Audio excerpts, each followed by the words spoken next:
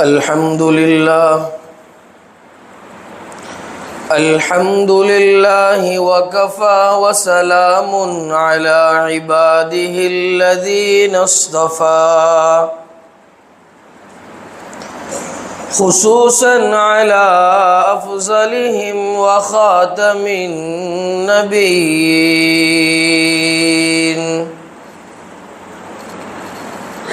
محمد الأمين وعلى آله وصحبه أجمعين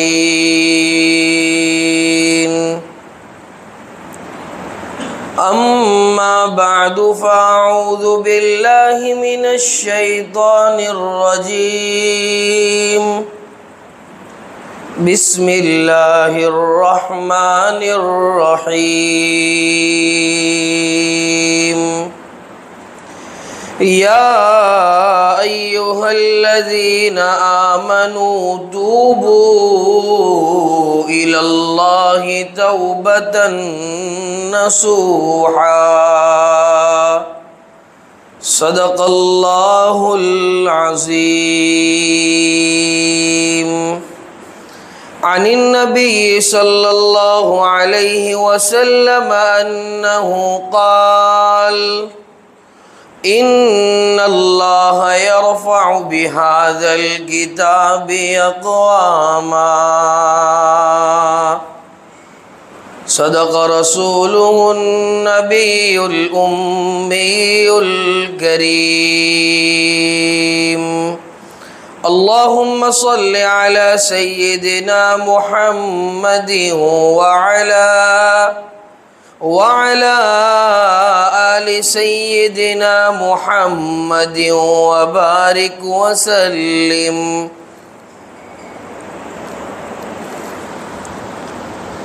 قرآن کریم کو اللہ رب العزت نے ایمان والوں کے لیے مینار نور اور مشعل راہ قرار دیا. قرآن کریم یہ دستور زندگی ہے. قرآن کریم یہ رولز اور ریگولیشنز کی کتاب ہے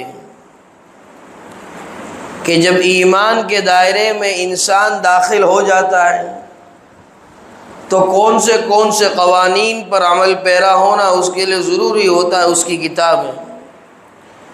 قرآن کریم نے انسانوں کو انسانیت کا سبق پڑھایا.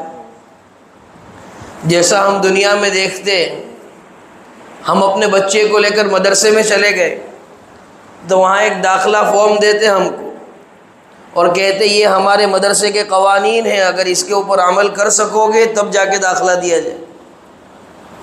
کالج کے اندر چلے جاؤ، رولز اور ریگولیشنز کی تمہیں کتاب دی جائے گی، اگر یہ تمام رولز فالو کرو گے تب جا کر ایڈمیشن ملے گا کالج کے اندر.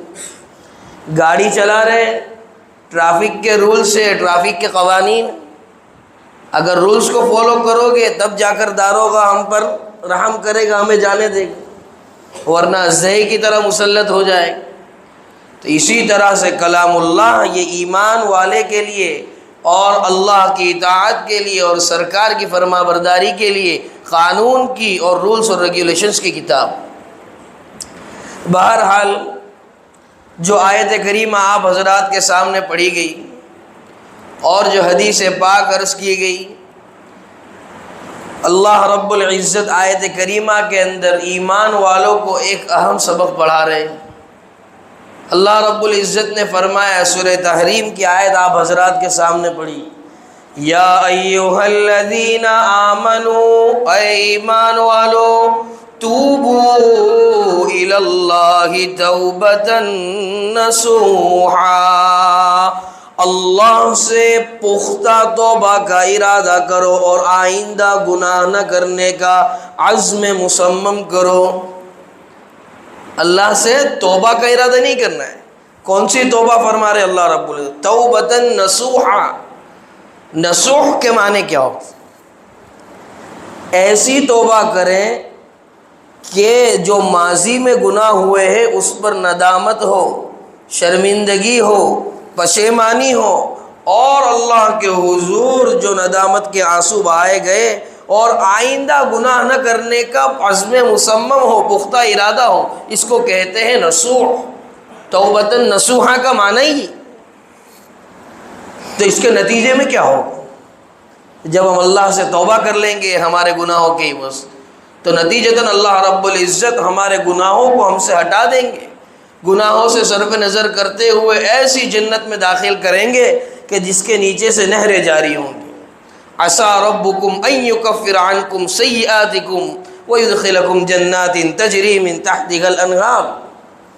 اور اللہ رب العزت مزید انعامات عطا فرمائیں گے۔ فرمایا یوم لا یخزی اللہ النبی والذین آمنوا معہ، اس دن اللہ رب العزت نبی کو اور ان لوگوں کو جو اللہ کے نبی پر ایمان لے آئے، دین شریعت محمد کو دل و جان سے قبول کیا، رسوا نہیں فرمائیں گے۔ نورہم یسعی بین ایدیہم وبایمانہم، ان کے دائیں ہاتھ پر اور ان کے آگے ان کا نور دوڑتا ہوا چلا جائے گا۔ نورہم یسعی بین ایدیہم وبایمانہم یقولون ربنا اتمم لنا نورنا، اس وقت ایمان والے کہیں گے اے پروردگار ہمارے لیے دائیں والا جو نور ہے، ہمارے آگے اور سامنے والا جو نور ہے اسے مکمل فرما، واغفر لنا، اور ہماری مغفرت فرما، ہمارے لیے معافی کے فیصلے فرما۔ ان اللہ علی کل شیء قدیر، یقیناً اللہ رب العزت ہر چیز پر قادر ہے۔ اللہ رب العزت سب کچھ کے بنا سب کچھ کر سکتا ہے، اور ہم سب کچھ ہونے کے باوجود کچھ نہیں کر سکتے۔ بہرحال یہ تو آیت کریمہ میں اللہ رب العزت نے کیا سبق پڑھایا ہے، اس کی چند باتیں آپ حضرات کے سامنے عرض کی۔ عصر حاضر میں جو احوال ہے، مسلمانوں کے خلاف جو پروپیگنڈے ہو رہے ہیں، جو سازشیں ہو رہی ہے، جو پلاننگ ہو رہی ہے، جو گھر واپسی کے نعرے لگائے جا رہے ہیں، تو اس کے اندر سب سے بڑی چیز اور سب سے بڑی کوتاہی وہ ہمارے گناہ ہیں۔ کوئی بھی احوال ہو، کیسے بھی حالات ہو، ہماری زبان سے نکلتا ہے یہ ظالم حکمران مسلط ہو گئے، اس بنا پر ایسے احوال ہیں۔ کیوں قرآن و حدیث پر نظر نہیں ہے؟ کیا فرمایا حدیث پاک میں؟ اعمالکم وعمالکم، جیسے تمہارے اعمال ہوں گے ویسے تم پر حکمران مسلط کر دیے جائیں گے۔ ضرورت اس بات کی ہے کہ توبۃ نصوحہ کو جو ہے مضبوطی سے پکڑ لو، اور اللہ کی رسی کو واعتصموا بحبل اللہ جمیعا، یہ قرآن کریم یہ اللہ رب العزت کی ایسی رسی ہے کہ جس کا ایک سرا باری تعالیٰ کے ہاتھ میں ہے اور دوسرا سرا اللہ رب العزت نے اس دار پانی میں چھوڑ رکھا ہے، اس کو مضبوطی سے تھام لو۔ اور مضبوطی سے تھامنے کا مطلب یہ کہ قرآن کریم پر عمل کرو، قرآن کریم کی باتوں کو سنو سمجھو اور اس پر عمل پیرا ہو جاؤ۔ قرآن کریم نے اس وقت کیا کہا؟ توبہ کا دروازہ ابھی کھلا ہے، ابھی کوئی توبہ کا دروازہ بند نہیں ہوا۔ وہی اللہ آج بھی موجود ہے جس نے نبی کریم صلی اللہ علیہ وسلم کے پیارے چچا حضرت حمزہ رضی اللہ تعالیٰ عنہ کے کلیجہ چبانے والی ہندا کو معاف کر دیا۔ تو ہم تو اتنے گنہگار نہیں کہ ہندا کی طرح ہمارے گناہ ہو۔ جب اس کو اللہ معاف کر سکتا ہے تو چھ پدی اور چھ پدی کا شوربہ کیوں ہمیں معاف نہیں کر سکتا؟ اللہ رب العزت تو مغفرت کے بہانے تلاش کرتے۔ حضرت ابن مسعود رضی اللہ تعالیٰ عنہ جلیل القدر صحابی فرماتے ہیں اللہ رب العزت کو توبہ کتنی پسند ہے۔ حدیث پاک کے اندر مضمون ملا، لکھا ہے کہ ایک آدمی اپنے گھر سے نکلا اپنا سارا ساز و سامان اونٹ کے اوپر لاد کر، اور جب نکلا تو ریگستان کے اندر پہنچ کر جہاں نہ میلوں تک کھانے کا کوئی دانہ تھا، نہ پینے کو پانی کا کوئی قطرہ تھا، پہنچا۔ اب تھکن کے بعد آرام کے لیے ایک جگہ کو اس نے مقرر کیا، آرام کے لیے لیٹا، اور سارا اس کا ساز و سامان اونٹ کے کجاوے کے اوپر لدا ہوا تھا۔ اب جب آرام کے بعد اس کی آنکھ کھلی، آنکھ کھلتے ہی دیکھ رہا ہے نہ میرا اونٹ ہے نہ میرا سامان ہے۔ اور ایسی بھی کوئی شکل نہیں کہ آس پاس سے میں سواری کا انتظام کر لوں، نہ میرے پیروں میں اتنی طاقت ہے کہ ریگستان کو پار کر لوں، نہ میرے معدے میں اتنی طاقت ہے کہ بھوک کو برداشت کر لوں، نہ میرے جسد میں اتنی طاقت ہے کہ پیاس کی تاب کو لا سکوں، تو اب کیا ہے؟ اب مایوسی کا شکار ہو گیا اس وقت انسان۔ مایوس کبھی نہیں ہونا چاہیے۔ اس موقع پر بھی قرآن کریم کیا کہتا ہے؟ فرمایا لا تقنطوا من رحمت اللہ، اللہ کی رحمت سے نا امید مت ہوا کرو۔ نا امید یہ اچھی چیز نہیں۔ بہرحال عرض یہ کر رہا تھا، اب وہ ٹینشن کے اندر، اب ٹینشن کے اندر انسان کو نیند اچھی آتی ہے، سستی آتی ہے، لیزی ہو جاتا ہے انسان۔ سو گئے واپس ٹینشن میں، اب کیا ہونے والا ہے؟ سوچ لیا اوے تو ہوں چاہلو جائیس، اوے تو اپنو کھیل ختم۔ سو گیا وہاں، اب سو گیا اور تھوڑی دیر کے بعد اٹھا، دیکھ رہا ہے کہ سارے ساز و سامان کے ساتھ اس کا اونٹ اس کے سامنے موجود ہے، تو کتنی خوشی ہوگی، زندگی کے گزارنے کی امید کی ایک کرن اس کے سامنے آ گئی۔ تو اس کو اس کے اونٹ کے اور سامان کے مل جانے پر جو خوشی ہوتی ہے، اس سے کئی سو گنا زیادہ خوشی اللہ رب العزت کو گنہگار بندے کے توبہ کرنے پر ملتی ہے۔ حدیث پاک میں ملا، فرمایا نبی کریم صلی اللہ علیہ وسلم نے التائب من الذنب کمن لا ذنب لہ، توبہ کرنے والا اپنے گناہوں سے ایسا ہے جیسا کہ اس نے کبھی گناہ کیا ہی نہیں، اس نے کبھی اللہ کو ناراض کیا ہی نہیں۔ اللہ کی رحمت اور اللہ رب العزت بذات خود انسانوں کو معاف کرنے کے بہانے تلاش کرتے ہیں۔ روزانہ رات کو آدھی رات جب گزر جاتی ہے، آسمان دنیا پر رب ذوالجلال جلوہ افروز ہوتے ہیں، فرماتے ہیں حل من مستغفر، ہے کوئی مغفرت کا طلب کرنے والا کہ میں اس کی مغفرت کر دوں؟ فرمایا حل من مسترزق، ہے کوئی رزق کا تلاش کرنے والا کہ میں اس کے دامن کو، اس کی جھولی کو رزق سے بھر دوں؟ ہائے بربادی اور ہائے افسوس جس وقت رب ذوالجلال کا، جس وقت اللہ رب العزت کا اعلان ہوتا ہے کہ میں مغفرت کرنے کے لیے تیار ہوں، میں روزی تقسیم کرنے کے لیے تیار ہوں، ہم میٹھی نیند لے رہے ہوتے ہیں، بستر چھوٹتے نہیں، گدے چھوٹتے نہیں۔ ارے اللہ تو کتنا مہربان ہے میرے بھائیو۔ سنو، ایک آدمی تھا 99 خون کر چکا تھا، 99 خون کے کرنے کے بعد جب وہ پہنچا اور اس کے دل میں احساس ہوا کہ نہیں اب مجھے یہ سب کام چھوڑ دینے چاہیے، تو وہ ایک عابد کے پاس پہنچا۔ عابد اور عالم کے درمیان فرق سمجھنا ضروری۔ فقیہ واحد اشد علی الشیطان من الف عابد، عابد وہ ہے جس نے اس میں ذات کی چاشنی کا مزہ چکھ لیا ہے، لیکن اس کے پاس حکمت کا کوئی پیرامیٹر نہیں ہے، بس وہ ہر بار سچوٹ بات ہی کرے گا۔ لیکن ایک عالم اپنے علم کی روشنی کے اندر ایسی حکمتوں والی بات کرتا ہے کہ سامنے والے کا کام بھی ہو جاتا ہے اور خود بھی اپنا دامن چھڑا لیتا ہے۔ بات وہ شریعت کی روشنی میں ہی کرے گا، لیکن حکمت کے ساتھ۔ ہر ایک کو ایک لکڑی سے نہیں ہانک سکتے۔ بہرحال وہ پہنچا عابد کے پاس کہ خنجر شریف میرے پاس موجود ہے، اس سے 99 خون کر لیے میں نے، اب میری معافی کا کوئی راستہ ہو تو بتاؤ علامہ۔ تو کہا 99 خون کی بات کرتا ہے بھائی، ایک خون اللہ کے یہاں تو معاف نہیں، کوئی صورت نہیں، تیری معافی کی کوئی شکل نہیں۔ تو اس نے خنجر نکالا اور کہا 99 تو پورے سو، جب معافی ہے ہی نہیں تو تیرے کو بھی رہنے کا کوئی حق نہیں۔ مایوسی کی ایک امید تو نے میری بڑھا دی۔ اب 100 خون ہونے کے بعد پھر کچھ دنوں کے بعد اسے احساس ہوا کہ یار یہ تو غلط ہے، میں نے غلط کیا۔ پھر وہ پہنچا کسی کے پاس، وہ ایک عالم صاحب تھے۔ اب عالم کے پاس جب پہنچا اور کہا کہ میں نے 100 خون کر دیے ہیں اور میں چاہتا ہوں اللہ سے رجوع کروں، انابت اللہ کا متمنی ہوں، تو میرے لیے کوئی راستہ ہے؟ تو کہا لا تقنطوا من رحمت اللہ، اللہ کی رحمت سے نا امید کیسے ہو سکتے؟ خود اللہ رب العزت قرآن کریم میں بارہا فرماتے الگ الگ انداز سے، فرمایا وَرَحْمَتِي وَسِعَتْ كُلَّ شَيْءٍ، میری رحمت وسیع ہے، پھیلی ہوئی ہے تمام تر چیزوں سے. کہا دیکھو توبہ کی بستی وہاں سامنے ہے، وہاں چلے جاؤ، آپ کی توبہ قبول ہو جائے گی. اور طریقہ بتلا دیا کیسے توبہ کرنی. اب وہ توبہ کی بستی کے پاس پہنچتا، اس سے پہلے ہی راستے کے اندر اس کا انتقال ہو گیا. اب راستے میں اس کا انتقال ہوا تو فرشتے آ پہنچے. ایک طرف سے مالک کا گروہ آ رہا ہے، دوسری طرف سے رضوان کا گروہ آ رہا ہے. مالک یہ جہنم کے داروغہ کا نام اور رضوان یہ جنت کے داروغہ کا نام.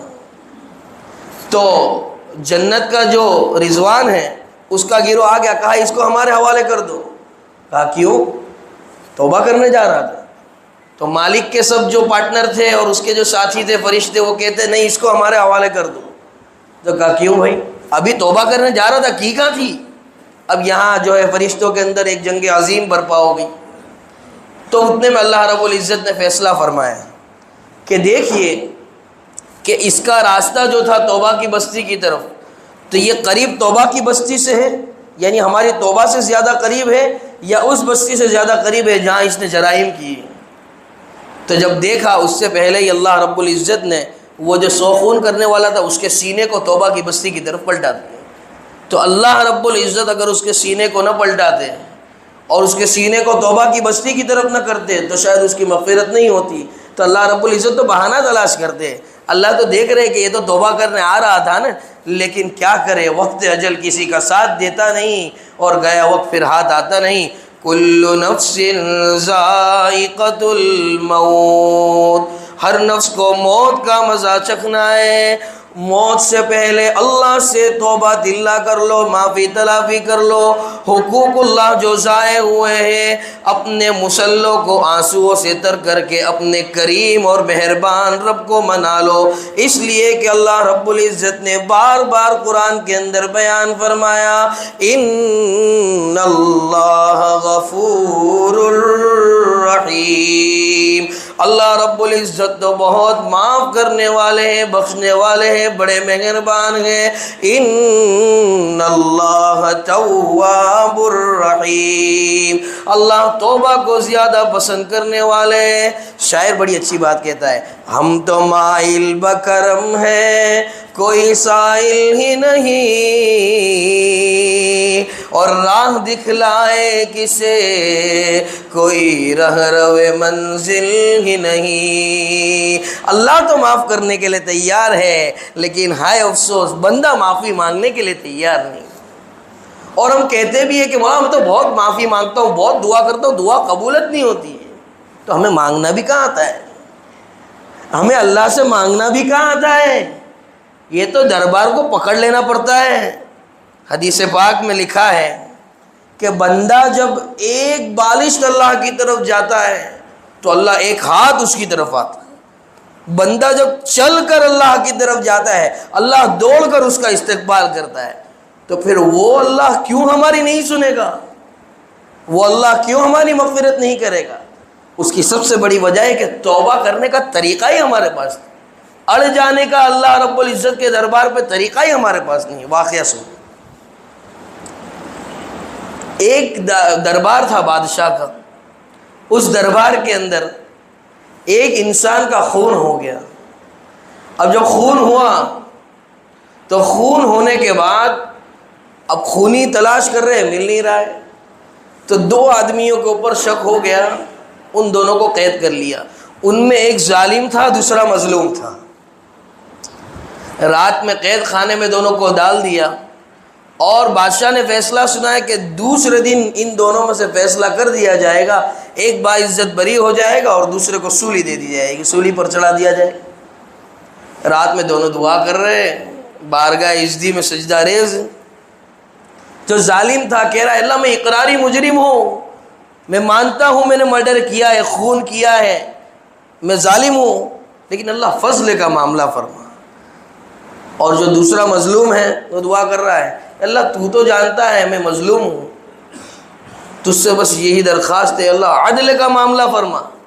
ہم ذرا وائٹ کالر کیا نہیں ہوتے، اللہ کو اپنا وائٹ کالر بتانے نکل جاتے.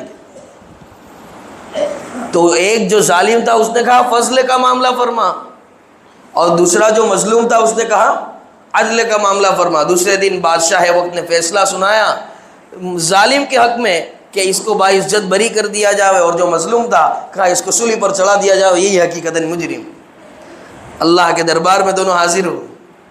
حاضر ہونے کے بعد اللہ رب العزت سے مظلوم نے پوچھا، اے اللہ میں نے تجھ سے کہا تھا میں تھوڑی ظالم تھا، اور تو علیم بذات الصدور ہے، سینوں کے اندر جو چیزیں چلتی ہیں تمام چیزوں کو تو جانتا ہے۔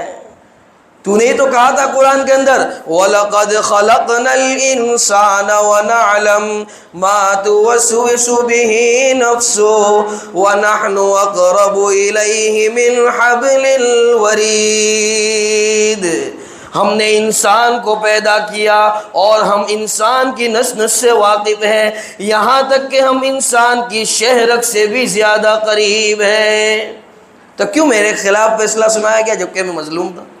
تو اللہ نے کہا کہ جو ظالم تھا اس نے کہا اے اللہ فضل کا معاملہ فرما، اور تو نے کیا کہا؟ عدل کا معاملہ فرما۔ ہمارے فضل کا اور ہماری رحمت کا تقاضا ہی یہ ہے کہ اس کو سر پہ نظر کر کے جس کا خون ہوا ہے اس کو ہم اپنے اعتبار سے اور اپنے دست قدرت سے بدلہ دے دیں گے، اور تو نے کہا تھا عدل کا معاملہ فرما۔ ایک مرتبہ تو جا رہا تھا چل کر، تو جانتا ہو یا نہیں جانتا ہو لیکن جانے انجانے میں تیرے پیروں تلے تو نے ایک کیڑی کو رون دیا تھا، اس کیڑی کو روننے کے بدلے میں عدل یہی تھا کہ تیرے کو سولی چڑھا دی جاوے اور تجھے جو ہے دنیا کے اندر سزا دی جاوے۔ تو نے عدل مانگا تھا، ہم نے تیری بھی دعا کو قبول کیا اور تیرے لیے عدل کا فیصلہ فرمایا، اور اس نے ہم سے اپنا فضل مانگا تھا تو ہمارے فضل کی ایک چھوٹی سی جھلک۔ تو دعا مانگنے کا طریقہ بھی آنا چاہیے، اور یہ طریقہ سیکھنے کہاں ملے گا؟ یہ صوفیاء کرام کے پاس جانا پڑے گا، علماء ربانیین کے پاس جانا پڑے گا۔ کیوں؟ مولوی صاحب جیب میں سے کوئی بات نہیں کرتا، خود قرآن کریم نے اس کو بیان فرمایا ہے۔ فرمایا یا ایھا الذین آمنوا، اے ایمان والو، اتقوا اللہ وکونوا مع الصادقین،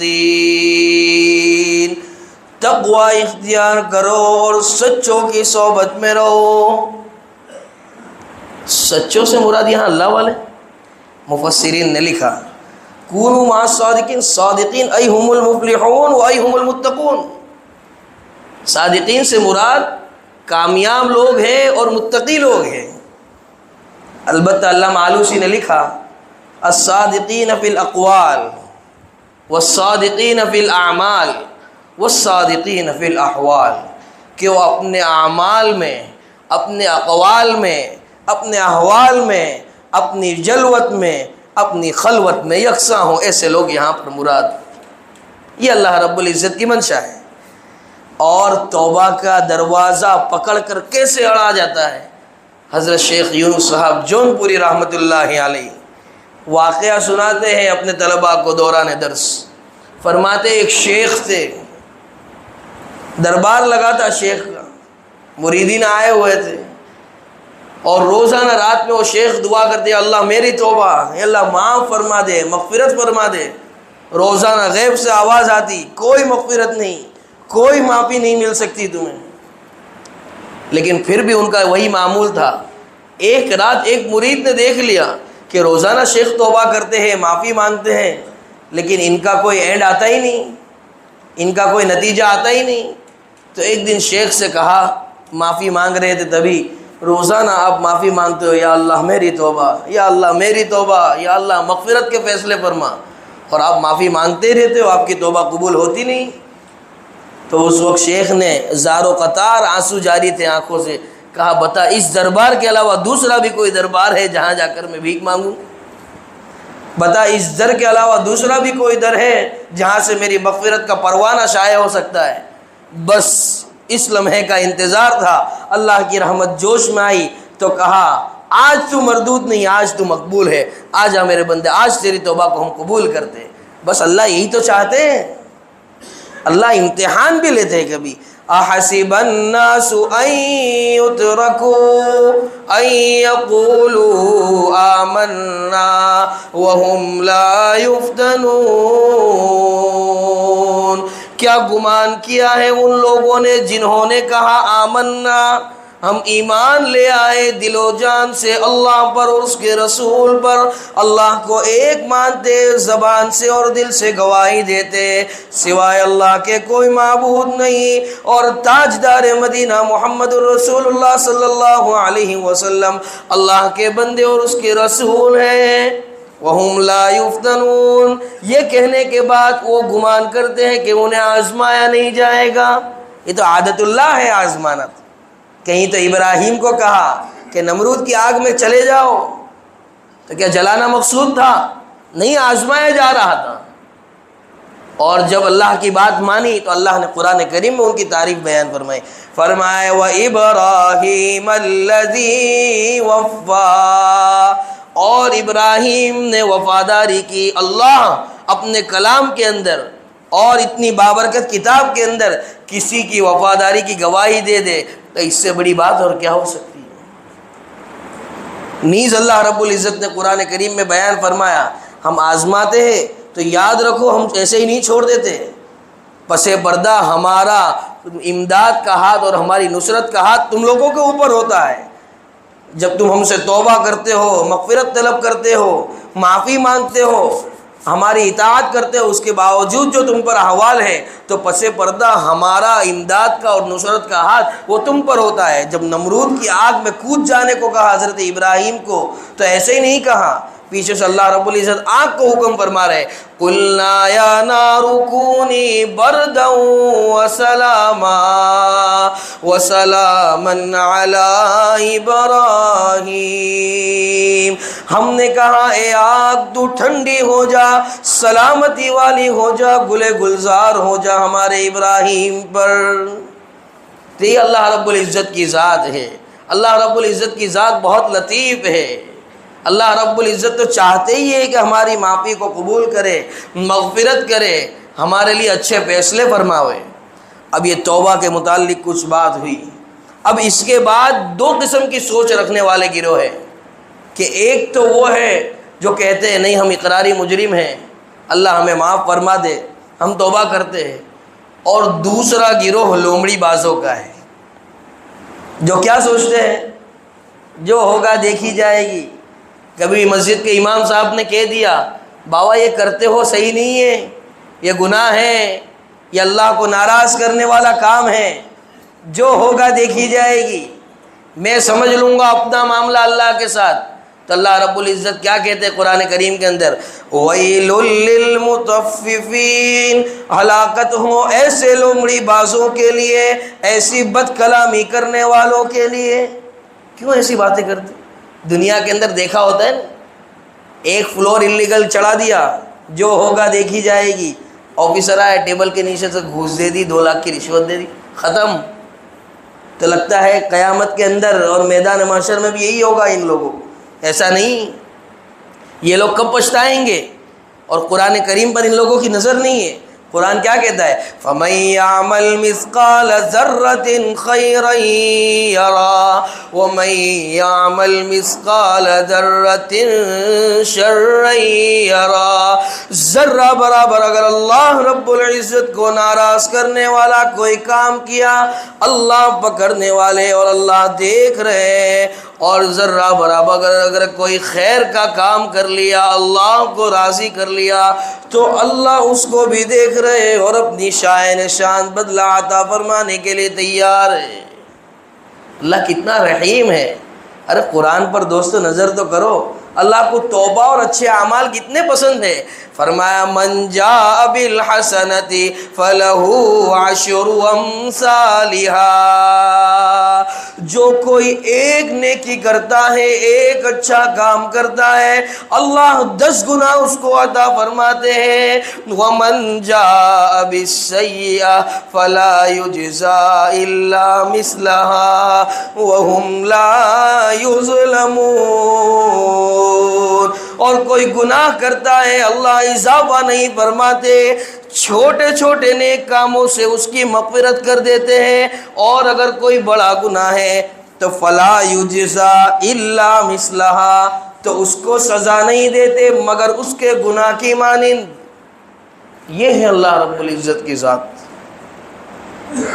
اور یہ جو گروہ ہے جو کہتا ہے جو ہوگا دیکھی جائے گی، والدین کی نافرمانی کر جو ہوگا دیکھی جائے گی، سود کا انٹرسٹ کا پیسہ ہے آنے تو بھائی توبہ کرو جو ہوگا دیکھی جائے گی، مسجد کے امام کو اٹھا کے کچھ بھی بول دیا، امام صاحب آج تو تراویح کے اندر 14 منٹ ہو گئی، بھائی یہ گناہ ہوتا ہے تجھے، رمضان آیا ہی عبادت کے لیے، رمضان اس کے لیے نہیں آیا کہ تم دیکھو 14 منٹ کی 4 رکعت ہو گئی، مولا 16 منٹ کی 4 رکعت، آج تو بہت للکار رہے تھے نا بھائی آپ تراویح میں، نہیں اس کے لیے نہیں آ رہے رمضان آ رہا ہے کہ ہم اپنے وقت کو مسجد کے اندر لگاویں۔ پھر کوئی کہتا ہے امام صاحب کے ساتھ ایسا معاملہ کر جو ہوگا دیکھی جائے گی، بس ہماری زبان پہ یہی ہے جو ہوگا دیکھی جائے گی، جو ہوگا دیکھی جائے گی، تو اللہ رب العزت کیسے پکڑ کرنے والے ہیں؟ ہم کیا سمجھتے ہیں پوری دنیا ساتھ میں ہوگی، سارے انسان ساتھ میں ہوں گے، ہم نکل جائیں گے؟ یاد رکھو اللہ رب العزت کے اعلان کو، فرمائے گا اللہ رب العزت وَامْتَازُوا الْيَوْمَ أَيُّهَا الْمُجْرِمُونَ، اے مجرمین، اے گناہ کرنے والے، اے جو ہوگا دیکھی جائے گی کہنے والوں، الگ ہو جاؤ میرے نیک بندوں سے۔ رمضان آ رہا ہے دوستو، اسی لیے کہ ایک اشرہ ہے مغفرت کا، ایک اشرہ ہے رحمت کا، ایک اشرہ ہے جہنم سے خلاصی کا۔ رحمت بھی توبہ میں شامل ہے، توبہ رحمت میں شامل ہے، رحمت نازل ہوگی توبہ قبول ہو گئی، توبہ کریں گے رحمت نازل ہوگی، اور رحمت اور توبہ کے سنگم سے جہنم سے خلاصی کے فیصلے سنا دیے جائیں گے۔ خلاصہ یہ نکلا کہ پورا رمضان اپنے رب کو منانے کا ہے، پورا رمضان اپنے رب سے لو لگانے کا ہے۔ کہیں ایسا نہ ہو کہ رمضان آ جاوے اور رمضان چلے جاوے اور ہم اس کی قدر نہ کر پاوے، اور آئندہ سال کے رمضان کو ہم پا نہ سکے اور پھر پچھتاوے تو اس کا کوئی فائدہ نہیں۔ اور ایک بات کو یاد رکھو کہ اللہ رب العزت کی رحمت اور اللہ رب العزت کے مغفرت کے جو فیصلے ہیں وہ بالکل مغفرت کی اور رحمت کے نزول کی قطار پر ہے، اور بالکل تیار ہے تمہارے لیے، ایوری ٹائم 24 گھنٹہ تیار ہے۔ بس ضرورت اس بات کی ہے کہ ہم اللہ کے ہو کر رہ جاوے، اللہ کے طریقوں کو اور اللہ کے رسول کے طریقوں کو اور اللہ کی مرضیات کو اور اللہ کے رسول کی مرضیات کو اپنی زندگی کا اوڑھنا اور بچھونا بنا لیوے، تو پھر دیکھو جو ہم چاہیں گے اس طرح سے اللہ رب العزت فیصلے فرمائیں گے۔ ہمیں شکایت رہتی ہے کیوں ہماری مرضیات کے مطابق فیصلے نہیں ہوتے، تو شاعر کہتا ہے خود ہی کو کر بلند اتنا کہ ہر تقدیر سے پہلے خدا بندے سے خود پوچھے بتا تیری رضا کیا ہے۔ اور ان تمام باتوں کے بعد ایک آخری بات کو بیان کر کے اپنی بات کو ختم کریں گے کہ مال و دولت، مال و متاع، سونا چاندی، مال و زر، اس کا ہم بہت بڑا دخل سمجھتے ہیں رحمت کے ساتھ اور مغفرت کے ساتھ، اور کہتے ہیں بعض لوگ، آپ کہتے ہیں توبہ قبول نہیں ہوگی اور توبہ کرو مغفرت طلب کرو، تو یہ تو ہم کو اس کے لیے غریب ہو جانا پڑے، مسجد کا کونا پکڑ لینا پڑے۔ کہاں ہے اتقوا اللہ؟ تقوی کا مطلب یہ نہیں کہ مسجد کا کونا پکڑ لو، مال و زر کو اڑا کے پھینک دو، سونا چاندی نہیں رکھ سکتے، پیسہ روپیہ ڈالر پاؤنڈ نہیں رکھ سکتے، نہیں، ہر وقت، ہر آن، ہر لمحہ اللہ کی یاد سے دل گرما ہوا رہوے، اس کا نام ہے تقوی۔ اور مال و زر فی نفس ہی بری چیز نہیں ہے، وہ برا کب بنتا ہے؟ جب اس کی جگہ دل سے لے کر جیب تک چلی جاتی ہے۔ جب تک جیب میں ہے یہ اللہ کی نعمت ہے، جب وہ دل میں چلی گئی پھر توبہ اللہ کا من نہیں ہوتا، مغفرت کے کوئی شائبے ہم میں باقی نہیں رہتے۔ اسی لیے تو کہا، شاعر بڑی اچھی بات کہتا ہے، اے کہ صبرت نیست از دنیا دو صبر چون داری ز رب الظلم نن، اے کہ صبرت نیست از دنیا دو صبر کے داری ز نعم الماہدو، چیست دنیا از خدا غافل بودن نیک معاشو نقرو فرزند و زن چیست دنیا از خدا غافل بدن نیک معاشو نقرو فرزند و زن. مال و متاع اور مال و زر کا ہونا فی نفسی ہی بری چیز نہیں ہے، لیکن اس مال و زر کا جیب سے دل کے اندر آ جانا اور اللہ کی یاد سے غافل کر دینا، اللہ کی مغفرت سے غافل کر دینا، یہ بری چیز ہے. انہی چند گزارشات پر ہم اپنی بات کو ختم کرتے ہیں. اللہ رب العزت کہنے سننے سے زیادہ عمل کی توفیق عطا فرماوے. وآخر دعوانا ان الحمد للہ رب